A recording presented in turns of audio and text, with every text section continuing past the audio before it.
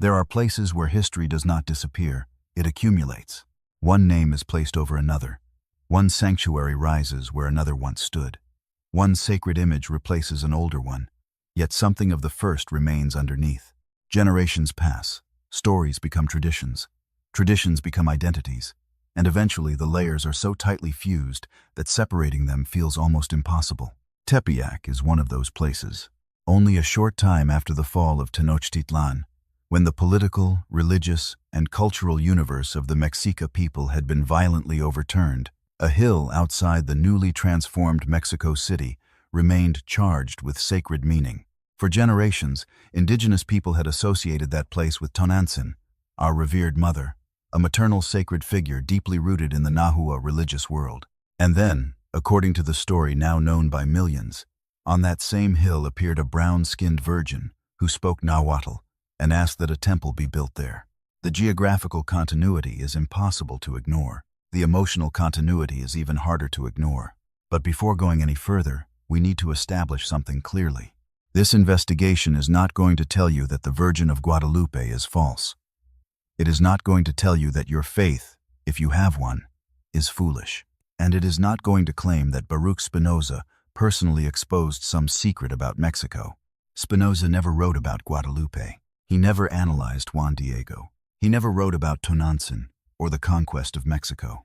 To pretend otherwise would be intellectually dishonest. What Spinoza did leave behind was something far more useful.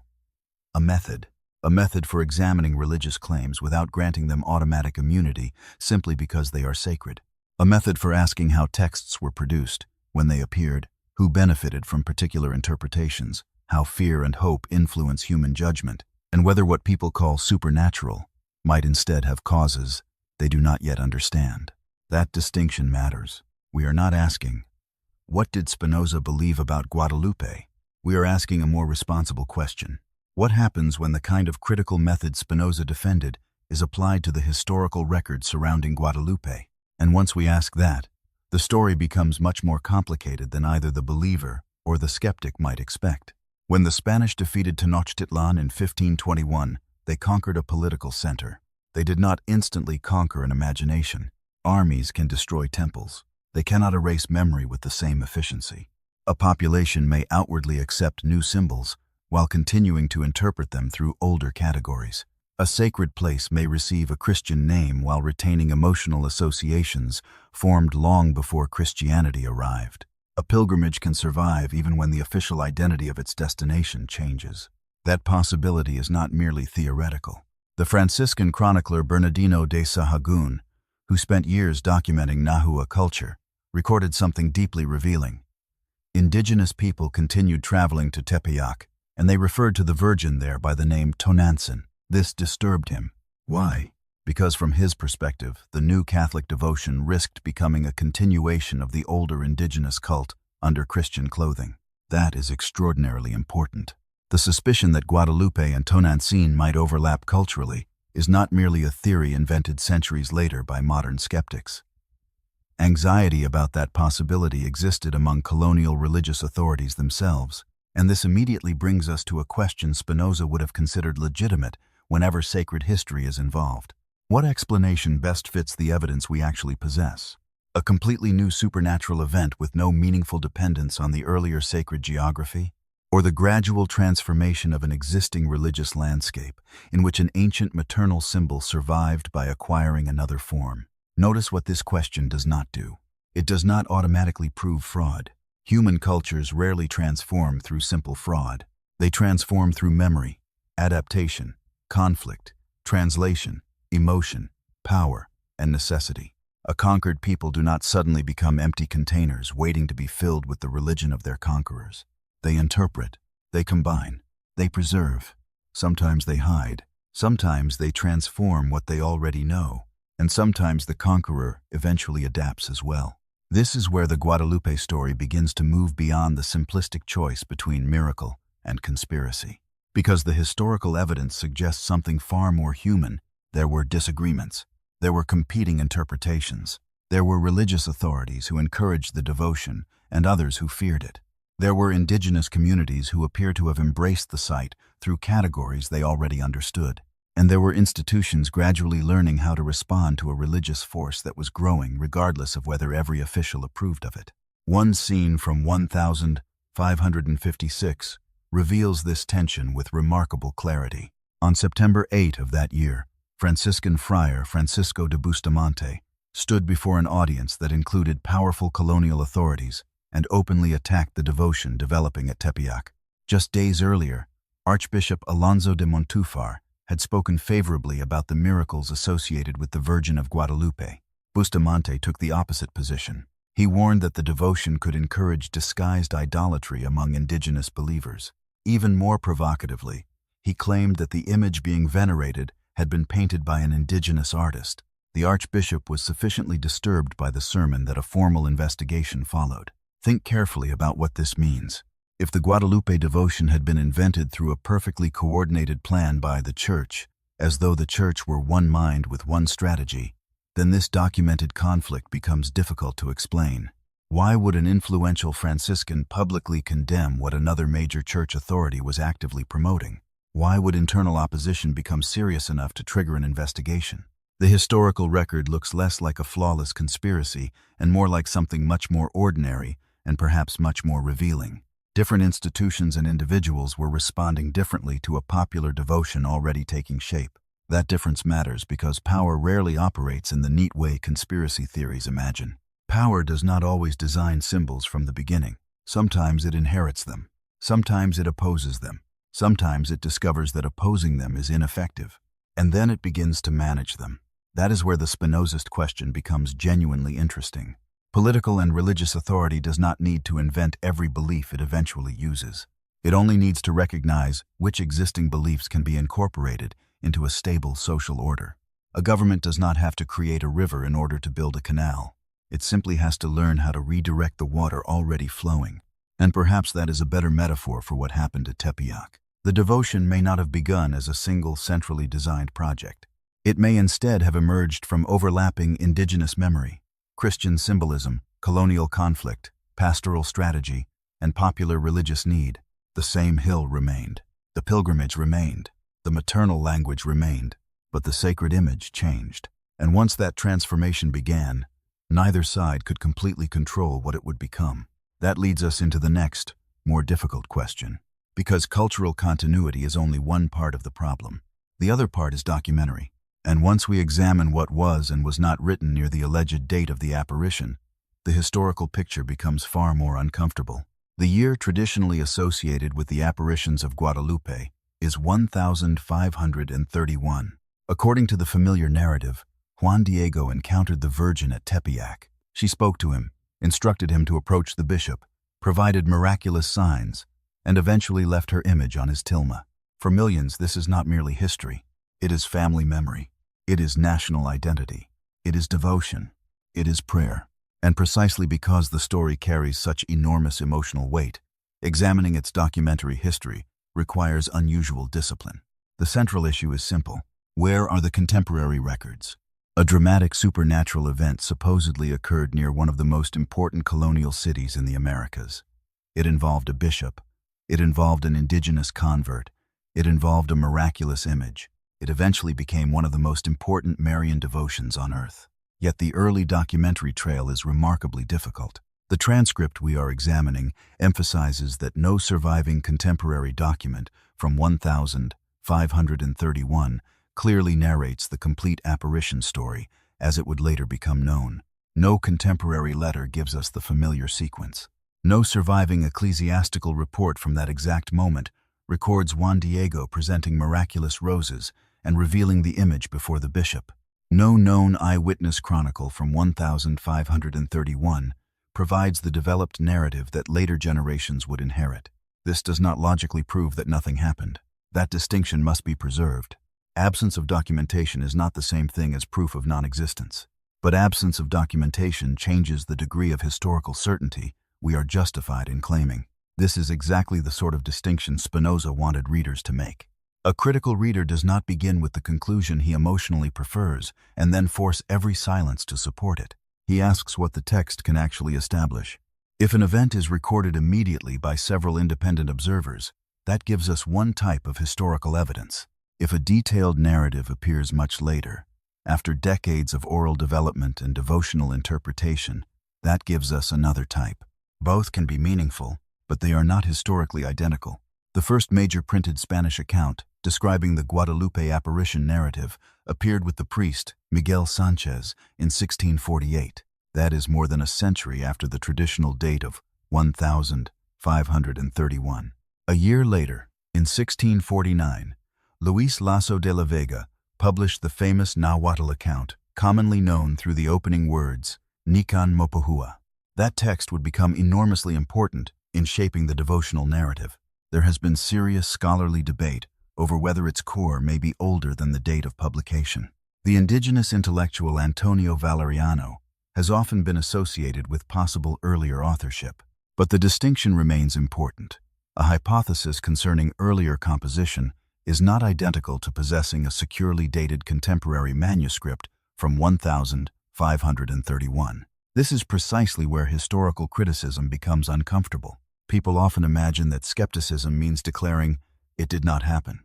That is not necessarily what skepticism requires. Sometimes skepticism simply means refusing to claim more certainty than the evidence allows. Perhaps some tradition circulated orally. Perhaps an earlier version existed and has been lost. Perhaps elements of the later narrative preserve memories much older than the surviving printed texts. All are possibilities, but possibility is not documentation. And when several decades, or, in the case of the major printed narrative, more than a century separate a reported event from the sources through which later generations encounter it, a question becomes unavoidable. How much of the story belongs to the original event, and how much belongs to the generations that retold it? Human memory is not a camera. Communal memory, even less so. Stories evolve because communities use them. A narrative is remembered not only because of what occurred, but because of what the story comes to mean. Details become sharper, symbols become richer, loose traditions acquire structure, ambiguities disappear. The hero becomes clearer, the antagonist becomes clearer, coincidence becomes destiny. A sacred story eventually finds the form that best expresses the identity of the community carrying it. This does not require conscious lying. That point is essential. People can sincerely transmit a story while gradually transforming it. In fact, sincerity can make the process stronger because every generation believes it is protecting something true. Imagine a story told in a family for 100 years. The great-grandparents experienced something. Their children tell it. Then grandchildren tell it. Then descendants who never met the original witnesses inherit the story. Certain details fade. Others grow. A sentence spoken uncertainly becomes a decisive declaration. A coincidence acquires symbolic meaning. Eventually, the family is no longer preserving only an event. It is preserving an identity. Now, multiply that process across a population.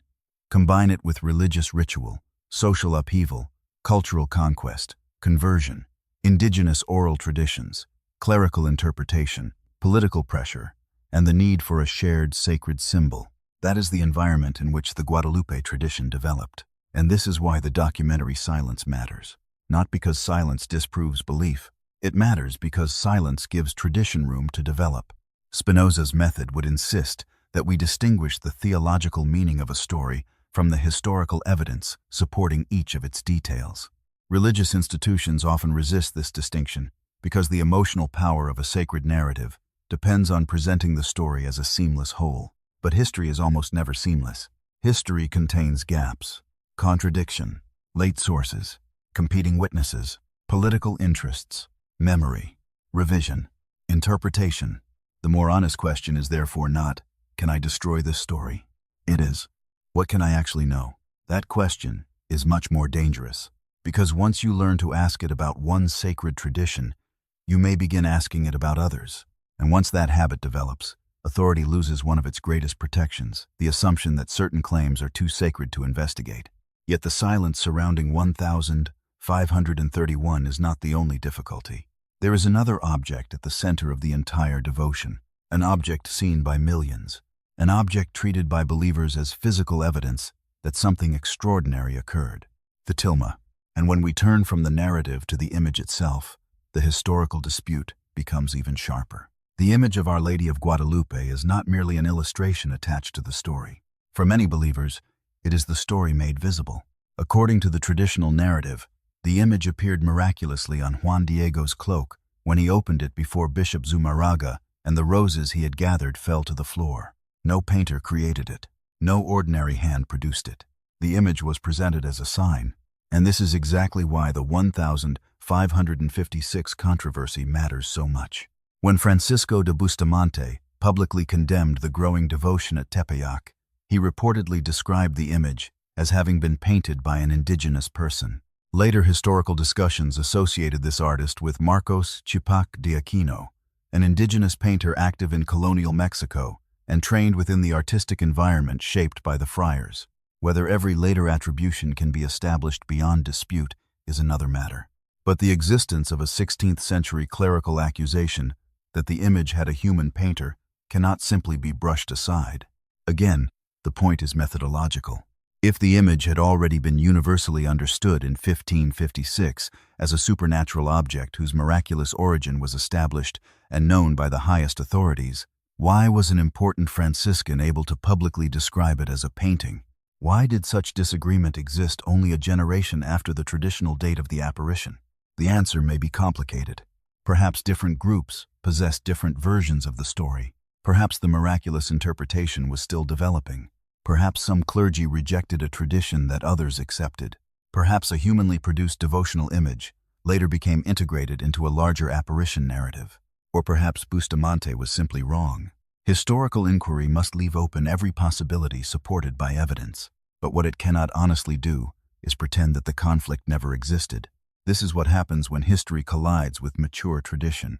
The mature tradition looks backward and imagines that people near the beginning already understood events exactly as later generations would understand them. But that is often false. Religions develop. Symbols acquire meanings gradually. Doctrines become formalized. Stories become standardized. A devotion that seems ancient and fixed from the perspective of the 21st century may have looked fluid, disputed, and uncertain to people living near its origins. That does not make the devotion meaningless. It makes it historical. And to Spinoza, anything existing within history must be examined through causes. Why did people believe?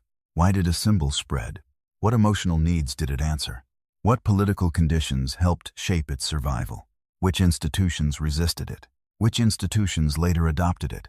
What earlier symbols made it recognizable? When those questions are asked, the image of Guadalupe begins to appear within a larger network of causes rather than as an isolated object floating outside history. Consider the indigenous population of 16th-century central Mexico. Their political world had been shattered. Sacred institutions had been destroyed or reinterpreted. Old gods were condemned. Old rituals were suppressed. A new theological vocabulary was imposed. Yet people still needed sacred geography. They still needed maternal symbolism. They still needed protection. They still needed meaning. They still grieved. They still feared. They still hoped. Human beings do not stop needing symbolic structures merely because one empire defeats another. In fact, during periods of extreme disruption, symbols can become even more necessary. A maternal sacred figure at an already sacred hill would have possessed enormous emotional power. To indigenous converts, such a figure could potentially bridge two worlds.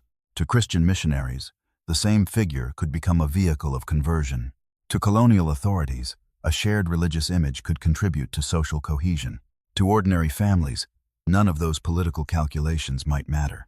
They could simply love her. This is the complexity that simple theories miss. A symbol can serve power without being created exclusively by power. A devotion can emerge within conquest and later become a source of dignity for the descendants of the conquered. A religious image can be used politically and still inspire genuine private faith. A historically constructed tradition can produce authentic emotional experiences. These statements do not contradict one another. They only seem contradictory when we insist that something must be either completely divine or completely fraudulent, completely oppressive or completely liberating. History is rarely so obedient to our categories. This is where Spinoza becomes especially useful. His philosophy encourages us to stop asking whether an event deserves our approval and instead ask what causes produced it. Understanding does not mean excusing. It does not mean attacking. It means refusing to remain satisfied with appearances. And the image itself forces this discipline upon us. The transcript notes that conservation examinations over time have identified alterations and later additions to elements of the image. Access to completely independent technical analysis has been limited, so sweeping scientific declarations should be treated cautiously. That caution must operate in both directions. A skeptic should not claim that every scientific question has been conclusively settled if it has not. A believer should not claim that science has conclusively established miraculous origin if it has not. The disciplined position is simpler. There are historical reasons to ask whether the image was produced and modified through ordinary artistic processes. There is also continuing dispute over what can be established about its material history. Therefore, the question remains legitimate. That may sound modest, but intellectual modesty can be more disruptive than certainty, because a sacred object does not need to be disproved for its historical status to change. It only needs to be brought back inside nature. And this is precisely where we finally arrive at Spinoza's most radical argument. The deepest issue is not whether someone painted the tilma. The deepest issue is what we mean when we call anything a miracle. For Spinoza, the usual concept of a miracle contained a philosophical problem. People normally imagine a miracle as an event in which God temporarily interrupts the laws of nature. Nature ordinarily works one way. Then God intervenes. The rules are suspended. Something impossible under normal conditions occurs, and afterward, nature resumes its ordinary course. But Spinoza rejected the assumption beneath this entire picture. For him, God and nature could not be understood as two completely separate realities, one standing outside the other like a king issuing orders to a machine. Within his philosophical framework, reality forms one infinite order. Nature is not a system created and occasionally interrupted by an external divine personality. Everything that exists follows from the same ultimate reality. Therefore, a violation of nature would not reveal God. It would imply that reality had contradicted its own nature. That, for Spinoza, was incoherent. What people call miracles are not violations of natural law. They are events whose causes they do not understand. This distinction changes almost everything. Imagine an eclipse before astronomy.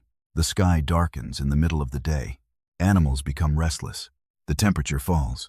People who do not understand celestial motion may interpret the event as divine anger, a warning, a supernatural battle, or the death of the sun. The experience is real. The darkness is real. The fear is real. What changes is the explanation. Once the cause becomes understood, the eclipse does not become less astonishing. It simply stops functioning as evidence that nature has been suspended. Spinoza believed that ignorance frequently turns surprise into superstition. We experience an event. We do not know its cause. Our imagination dislikes uncertainty, so it creates an intention. Someone must have wanted this. A divine being sent it. A demon caused it. The universe is punishing us. The universe is rewarding us. What we cannot explain becomes personalized. And once nature is imagined as a theater of invisible intentions, fear becomes extraordinarily powerful. Now return to Tepeyac. The Guadalupe tradition includes extraordinary signs, including flowers said to have appeared under unusual seasonal conditions. From a Spinozist perspective, the first question would not be, how can we defend the miracle? Nor would it be, how can we mock the believer? The question would be, what natural causes must be excluded before a supernatural explanation is even considered? Could flowers grow under particular local conditions? Could they have been cultivated? Could later storytelling have intensified the unusual character of the event? Do we possess contemporary evidence sufficient to reconstruct what occurred? These questions may feel less emotionally satisfying than the word miracle, but they are more disciplined. Spinoza's point goes deeper than any particular flower, image, or apparition. He wants us to notice our own mental habit. When something supports our hopes, we call it providence. When something threatens us, we call it punishment. When coincidence seems meaningful, we assume design. When we survive danger, we imagine we were specially protected. When another person does not survive, we struggle to explain why the same protection did not apply. The mind constantly moves from event to intention. Why? Because intention feels easier to understand than causality. A storm has thousands of physical causes, but God was angry requires only one emotional image. A disease has biological mechanisms, but someone cursed me gives the fear a face. Political collapse emerges from economics, institutions, geography, psychology, historical pressure, and countless interacting decisions. But evil people caused everything gives us a simple enemy. Spinoza considered this simplification dangerous because it leaves human beings vulnerable to those who claim authority over invisible causes. If someone convinces you that disaster is caused by divine displeasure, that person may also claim to know how to restore divine favor. If someone convinces you that your eternal destiny depends upon obedience to an institution, that institution acquires extraordinary leverage over your behavior. If someone defines which events are miracles, which are punishments, which are signs, and which are heresies, that person is not merely interpreting reality, he is organizing your imagination. And whoever organizes imagination can often govern behavior without visible force. This brings us from theology to politics. Spinoza understood that fear is one of the most effective instruments of social control, precisely because frightened people often participate willingly in their own obedience. The person controlled by physical chains knows he is controlled. The person controlled by sacred fear may call the same condition devotion. That does not mean every religious person is manipulated. It means religious imagination can become politically useful. There is a crucial difference. Many believers experience faith as strength, solidarity, consolation, resistance, generosity, or moral courage. Those experiences cannot be reduced to control, but institutions can still recognize the governing potential of beliefs people already possess. Again, power does not need to invent every river. It needs to learn where the river is flowing. And the Guadalupe devotion eventually became a river of extraordinary power. Its image entered homes, processions, churches, political movements, national identity, family rituals, personal grief, public resistance. That scale cannot be explained simply by saying the church invented it. Such an explanation is too crude. But neither can we ignore how an institution might benefit from directing such devotion. The more subtle Spinozist question is, when a spontaneous or semi-spontaneous religious symbol becomes socially powerful, what happens when authority learns to speak through it? That question leads directly into the relationship between superstition and political stability, one of the most disturbing themes in Spinoza's political thought. Spinoza lived in a world where religion and political authority were deeply entangled. To question religious interpretation was never merely an abstract intellectual exercise. Ideas could threaten institutions. The interpretation of Scripture could affect law. Theological disagreement could become political disorder. And fear could be mobilized by rulers and clergy alike. Spinoza understood something that remains relevant far beyond his own century. People are easiest to manipulate when they are uncertain. Fear and hope are unstable emotions. Both depend on a future we cannot control. Fear imagines an evil that may arrive. Hope imagines a good that may arrive. Because neither outcome is certain, the mind swings between them. And whoever claims to interpret that uncertain future can acquire power. This is one reason superstition thrives in periods of instability. War, disease, conquest, political crisis, economic collapse, cultural displacement. These conditions intensify the human desire for signs. People want to know that events have meaning. They want to believe someone understands what is happening. They want reassurance that suffering belongs to a larger pattern. Now consider 16th century Mexico. It would be difficult to imagine a society experiencing greater disruption. Political sovereignty had collapsed. Cities had been transformed. Disease devastated populations. Religious systems were attacked. Sacred images were destroyed. Old social hierarchies were reorganized. New rulers imposed new institutions. Languages and symbols collided.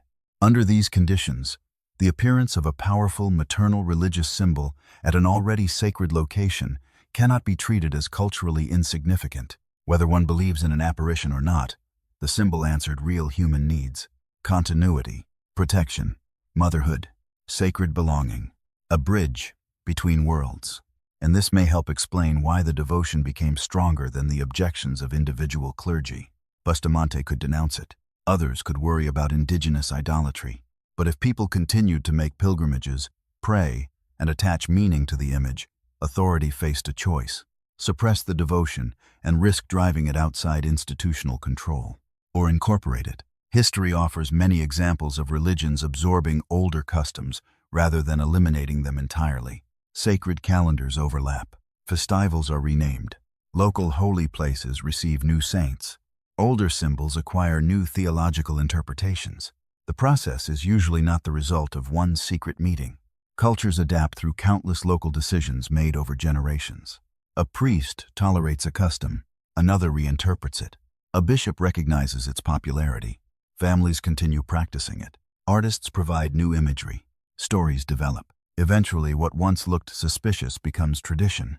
This is far more plausible than imagining a single mastermind controlling everything. It is also more consistent with how institutions actually behave. Institutions evolve. They compete internally. They absorb practices that once made them uncomfortable. And after enough time, the compromise becomes so old that people forget there ever was a conflict. Tepeyac appears to fit this broader pattern of religious layering.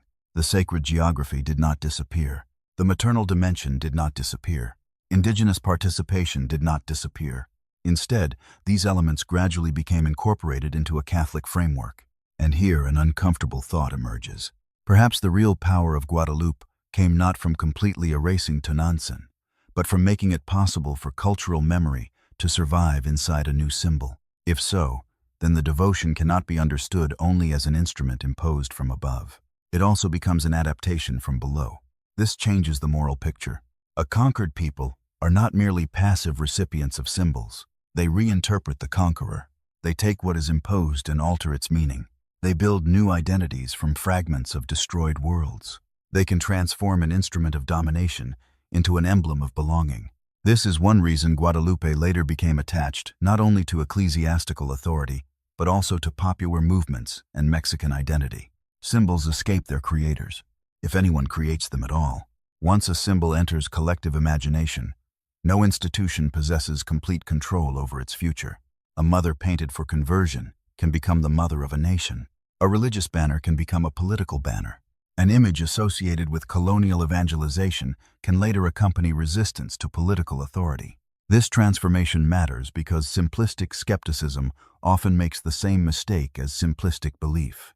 The believer may say, "The story is sacred, therefore every historical detail must be literally true." The skeptic may answer, "Some historical details are uncertain, therefore the entire symbol is meaningless." Both positions move too quickly. Historical construction does not equal emotional falsity. A national flag is physically manufactured by human beings.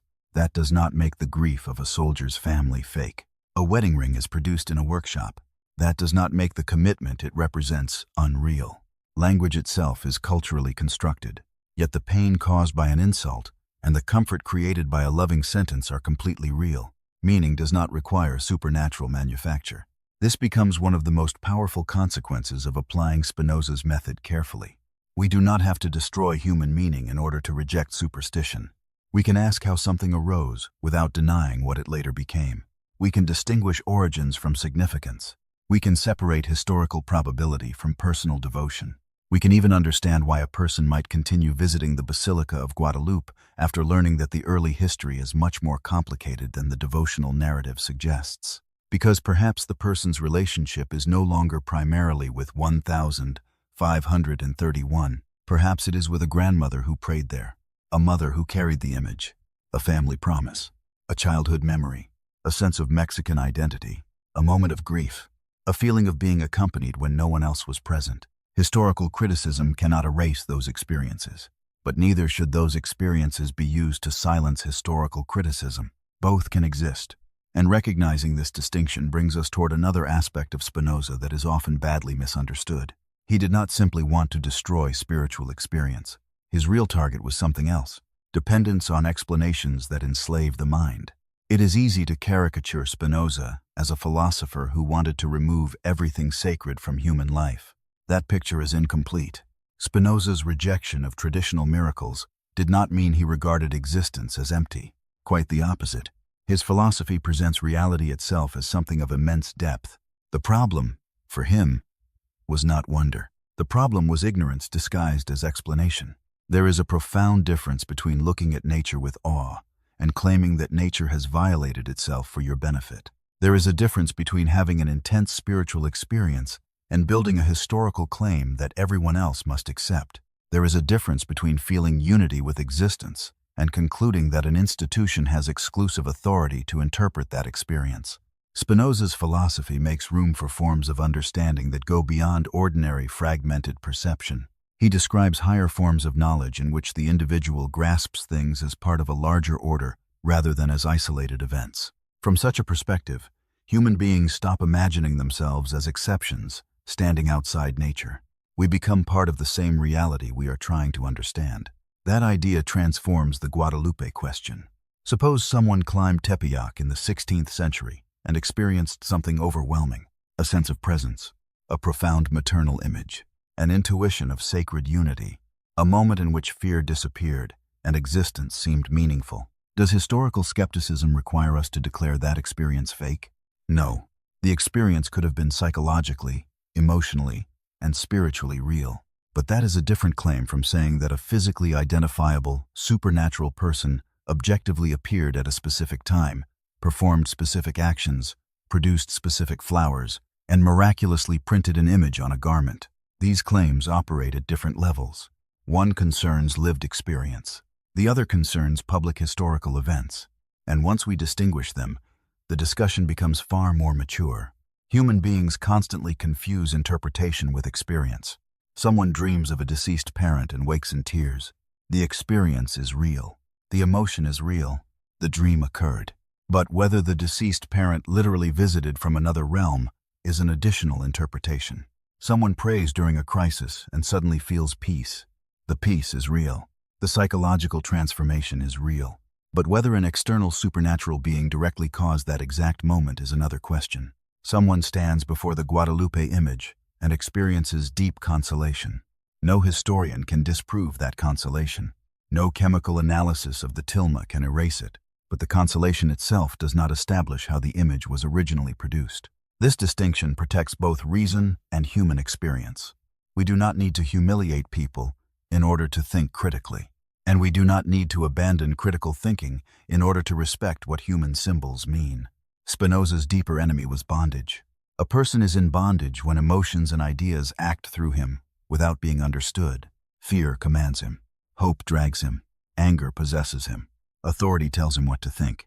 He believes he is choosing freely, but much of his behavior follows causes he has never examined. Freedom, therefore, does not mean becoming a supernatural exception to causality. It means understanding more of the causes that move us. Apply that idea personally. Why does a particular image move you? Why does criticism of a religious symbol make you angry? Why does a skeptical argument make someone else feel triumphant? Are either of those reactions purely rational? Or are identity, family, fear, pride, memory, and belonging operating underneath them? Suppose you hear that Guadalupe may contain continuities with Tonantzin. If you are Catholic, perhaps your first impulse is defense. If you are hostile to Catholicism, perhaps your first impulse is celebration.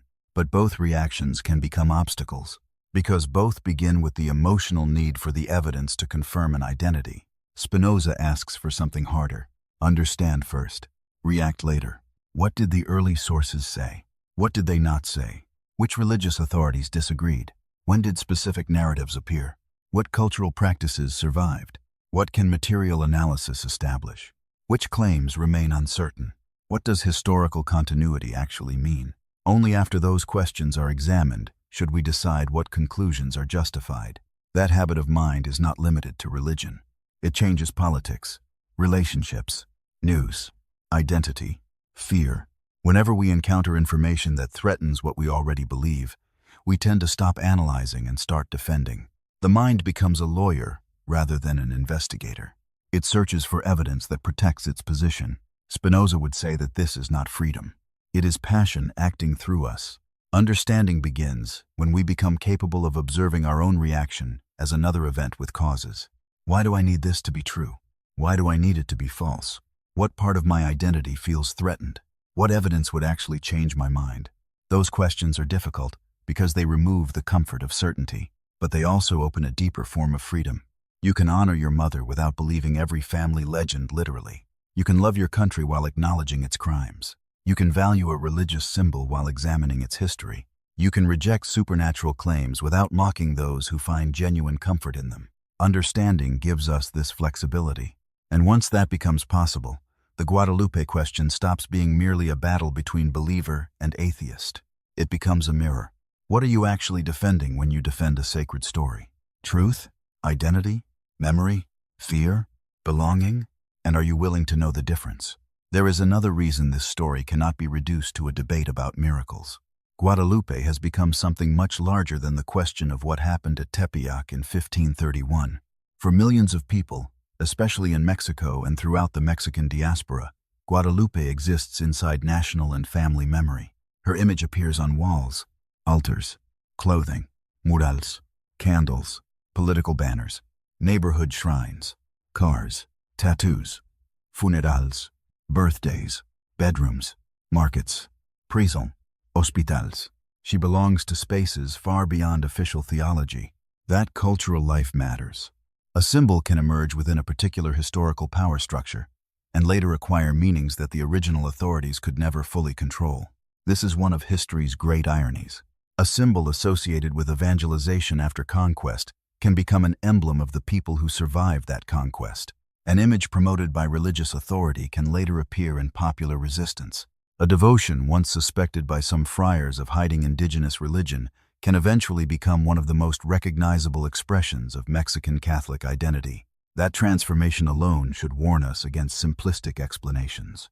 Was Guadalupe created to control indigenous people? That sentence is too simple. Were there political advantages in channeling indigenous devotion into Catholic structures? Certainly, that is a serious historical question. Did religious institutions sometimes benefit from absorbing pre-existing sacred practices? Yes, the broader pattern makes the question legitimate. But did ordinary people also reinterpret the symbol for themselves? Clearly. Did generations of families attach meanings to Guadalupe that cannot be reduced to colonial strategy? Yes. Did the image become something culturally larger than whatever occurred during its early formation? Without question. This is why historical criticism should not behave like iconoclasm. The goal is not to walk into someone's home, tear down an image of their grandmother's Virgin, and announce that reason has won. That would not be philosophy. It would be another form of emotional domination. Understanding should make us less arrogant, not more. The deeper insight is that human symbols have histories, and those histories can contain conquest and consolation at the same time. They can contain manipulation and sincere devotion. They can contain institutional strategy and popular creativity. They can contain indigenous continuity beneath Christian vocabulary.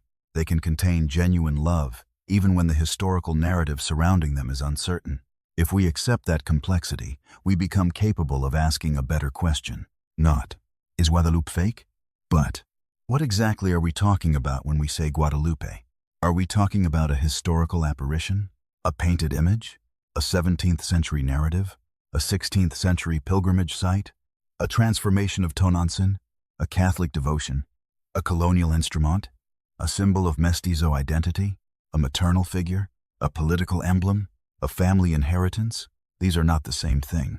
And an answer about one does not automatically settle the others. Perhaps the apparition narrative lacks the contemporary documentary confirmation many assume exists. That does not erase the later historical power of the symbol. Perhaps indigenous religious memory contributed substantially to the devotion's formation.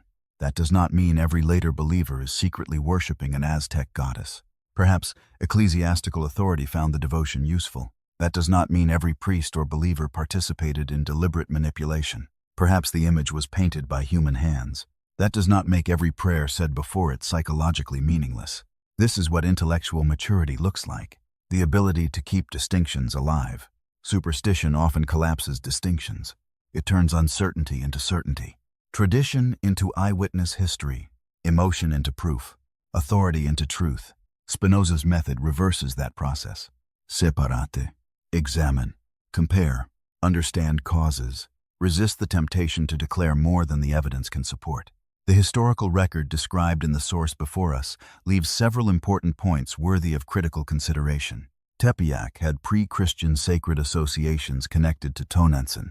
Colonial religious authorities themselves noticed and worried about the continuity. A documented ecclesiastical conflict emerged in 1556 over the growing devotion. The fully developed printed apparition accounts arrived much later than the traditional date of 1531. A 16th century Franciscan publicly described the image as the work of an indigenous painter. None of these facts individually solves the entire Guadalupe question. Together, however, they make one conclusion unavoidable. The historical formation of the devotion is far more complex than the simplified version many people receive as children. And perhaps that is not a tragedy. Perhaps complexity does not destroy meaning. Perhaps it frees meaning from the need to depend on historical simplification. A tradition that can survive investigation is stronger than one that requires silence. A faith that collapses when confronted with history was already resting on fragile foundations, and an identity that requires us to suppress inconvenient evidence becomes a prison. Spinoza paid a heavy personal price for insisting on freedom of thought. His willingness to examine sacred texts through history, language, politics, and human motives placed him in conflict with religious authority. But the principle he defended reaches far beyond his own disputes. No book becomes immune to investigation merely because people call it holy. No institution becomes infallible because it invokes God. No tradition becomes historically certain because millions cherish it. And no skeptic becomes automatically correct merely because he rejects religion. Everyone must submit to the same demand: evidence, coherence, causality, intellectual honesty. This brings us to the final confrontation. Because after examining Tonantzin, Tepeyac, Bustamante, the documentary silence, the tilma, miracles, and political power, the most important subject is no longer Guadalupe, it is you. What happens when evidence threatens something you love? That may be the most important question in this entire discussion. Not whether you are Catholic, not whether you believe Juan Diego saw the Virgin, not whether you think the Guadalupe image was miraculous, but what your mind does when an inherited belief encounters uncertainty. Do you investigate? Or do you defend? Do you become curious? Or offended? Do you ask what the evidence allows you to conclude? Or do you search immediately for whatever protects the conclusion you already possess? These questions extend far beyond religion. Most of us live inside stories we did not create.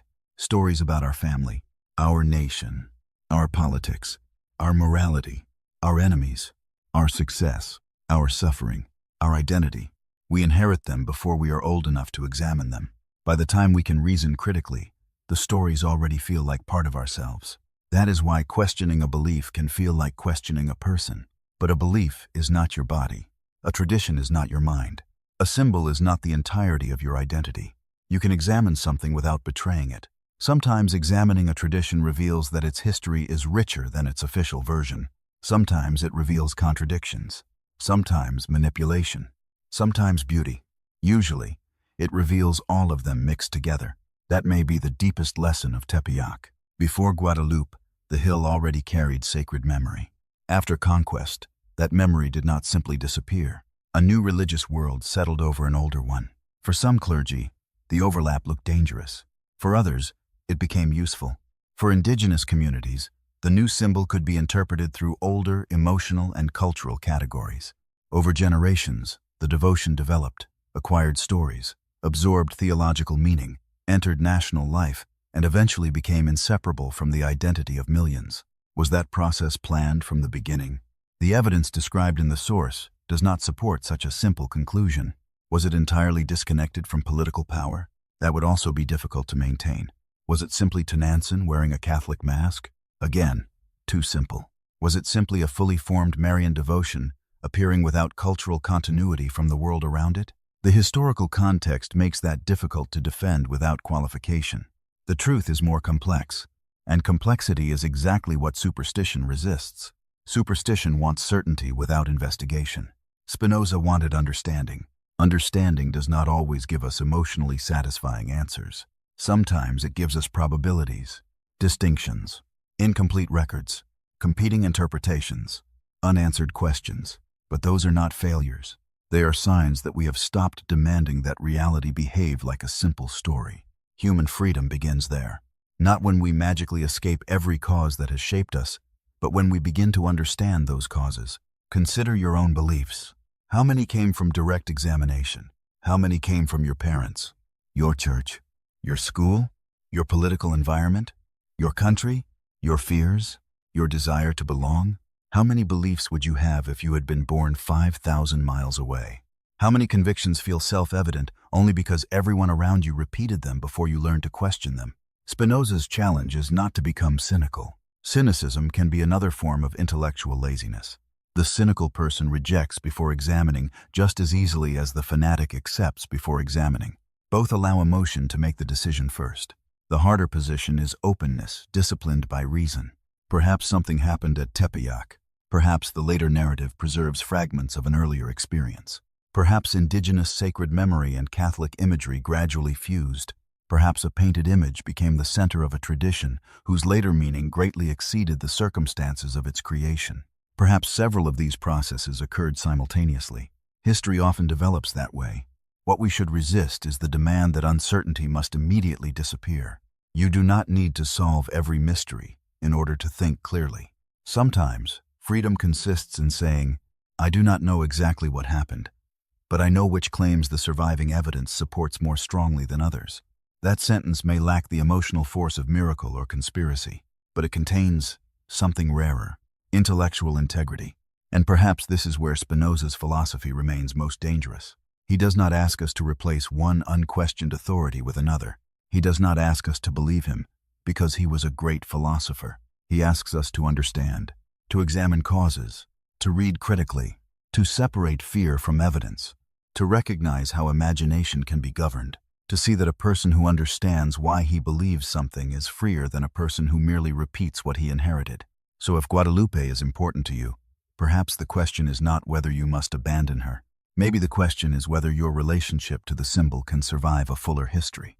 Can you enter the basilica knowing that Tepeyac had another sacred life before the Spanish arrived? Can you look at the image knowing that 16th century clergy themselves disputed its origin and meaning?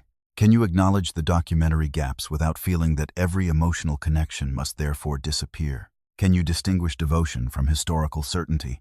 If you can, then perhaps knowledge has not destroyed the symbol. It has changed your relationship to it.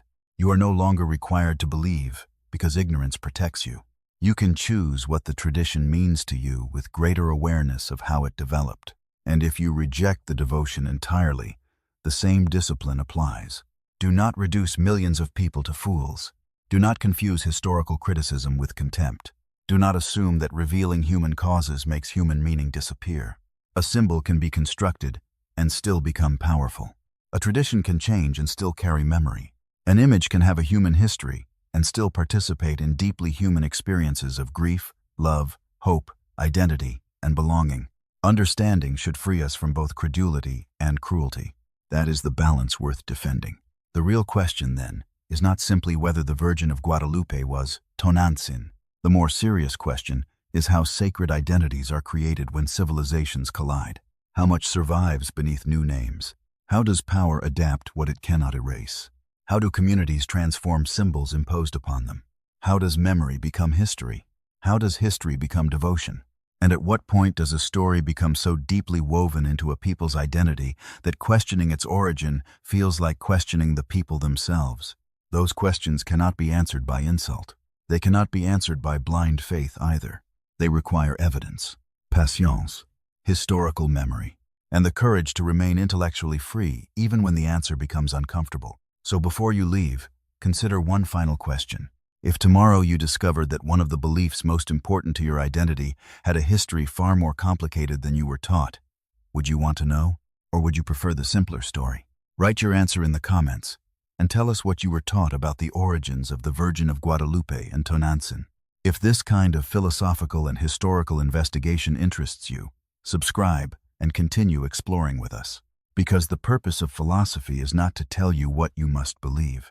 It is to make it harder for anyone religious, political, or otherwise to decide what you believe without your understanding why. And that may be the kind of freedom Spinoza considered worth the price.